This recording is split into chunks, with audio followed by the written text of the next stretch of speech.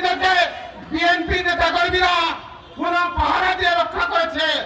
আপনারা যদি আওয়ামী লীগের নেতা বা আপনাদের নেত্রীর কবে আসবে জানি না, অনেক সময় বারবার পালিয়ে গেছে, স্বাধীনতা যুদ্ধের সময় পালিয়ে গেছে, 11 সময় পালিয়ে গেছে, আজকে আপনাদেরকে কোথায় রেখে গেছে জানি না, পালিয়ে গেছে।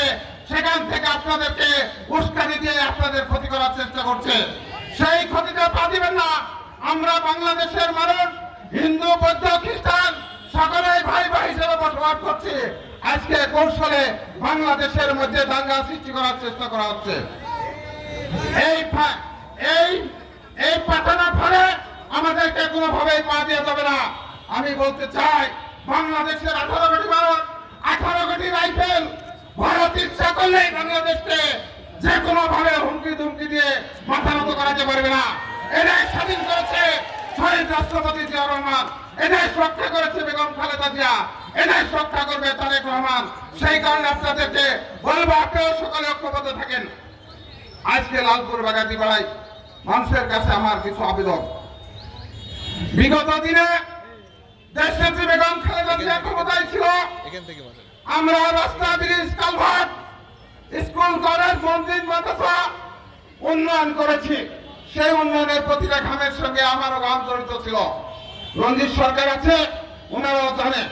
লালপুর বাগাতিপাড়ার এমন কোনো দিন নাই যেদিন লালপুর বাগাতিপাড়ার মানুষ কখনো বিপদে পড়লে আমারে ফোন করেছে, আমি তার পাশে দাঁড়াই নাই। যে কোনো মূল্যে, যে কোনো পরিস্থিতিতে, চিকিৎসা হোক আর চাকরি হোক আর অন্য কোনো বিপদ হোক, মামলা হোক, হামলা হোক, সকল বিপদে আপদে আমরা রক্ষা করার জন্য আমি পাশে থেকেছি। বিগত 17 বছর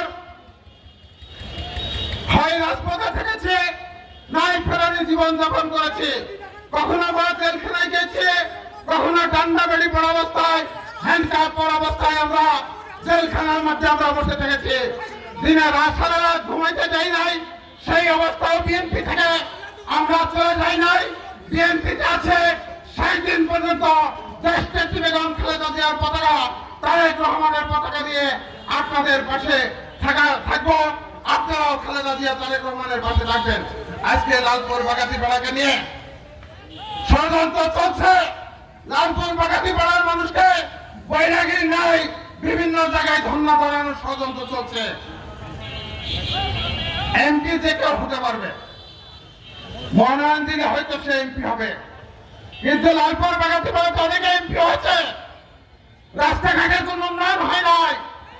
আমি আপনাদেরকে কথা দিতে চাচ্ছি, এমপি নির্বাচন কবে হবে জানি না, চেষ্টা শুরু করেছে। ইনশাল্লাহ এর মধ্যেই ব্যক্তিগতভাবে আমরা বিভিন্ন জায়গায় চেষ্টা করে বিভিন্ন রাস্তাঘাটের উন্নয়নের কার্যক্রম শুরু করেছি।